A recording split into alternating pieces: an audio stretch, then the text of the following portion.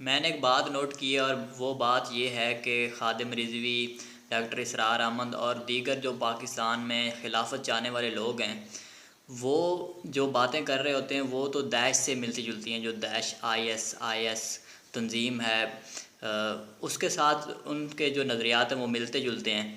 وہ کیسے ملتے جلتے ہیں؟ جو داعش ہے وہ بھی خلافت قائم کرنا چاہتی ہے، نمبر 1۔ اس کے بعد اسلامی سزائیں نافذ کرنا چاہتی ہے، سود کا خاتمہ کرنا چاہتی ہے، پوری دنیا میں جو کافر ہیں ان سب کو مسلمان کرنا ہے، پوری دنیا کو فتح کرنا ہے اور ہر جگہ اسلام کا جھنڈا لگانا ہے۔ اگر آپ خادم رضوی اور ڈاکٹر اسرار احمد صاحب کی ویڈیو دیکھیں تو وہ بھی یہی باتیں کر رہے ہوتے ہیں جو داعش کرتی ہے، لیکن پھر پتہ نہیں مسئلہ کیا ہے کہ یہ لوگ کھل کے سپورٹ کیوں نہیں کرتے داعش کو، حالانکہ نظریات تو ایک جیسے ہی ہیں۔ وہ بات یہ ہے کہ سپورٹ پتہ کیوں نہیں کرتے، اس کی وجہ یہ ہے کہ آئی ایس نے اسلام کو اتنا بدنام کیا ہوا ہے کہ اس کو اون نہیں کر سکتا کوئی بھی۔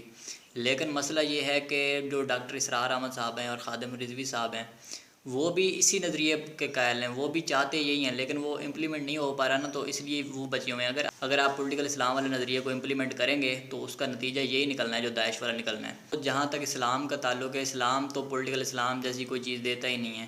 اسلام میں تو چند احکامات ہیں اسلامی سزاؤں والے اور سود کا خاتمہ ہے، لیکن اگر آپ واقعی اپنی آئیڈیالوجی کو سمجھتے ہیں کہ یہ والی آئیڈیالوجی آپ کی بھی ہے تو آپ کھل کے سپورٹ کیوں نہیں کرتے داعش کو؟ آپ اتنی اخلاقی جرت تو کریں نا کہ ان کو سپورٹ کر لیں۔ داعش کا تو اپنا خلیفہ بھی ہے، اور اگر آپ کہتے ہیں کہ وہ کوئی یہودی ایجنٹ ہے یا امریکی ایجنٹ ہے تو وہ پہلے القاعدہ میں بھی کام کر چکا ہے۔ القاعدہ وہ تنظیم ہے جو دشمن رہی ہے امریکہ کی۔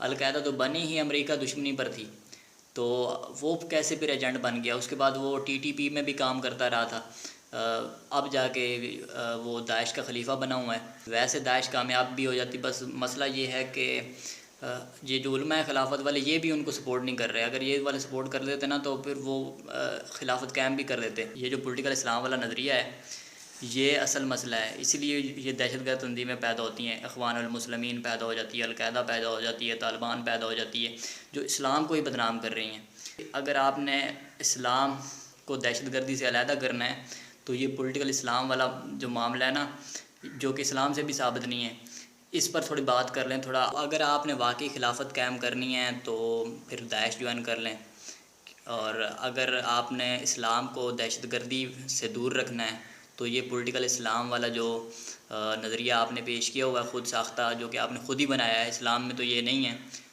یا پھر یہ چھوڑ دیں، یا پھر اتنی اخلاقی جرت کریں کہ جو آپ کا نظریہ کوئی اور بھی استعمال کر رہا ہے تو اس کو سپورٹ کر رہے ہیں۔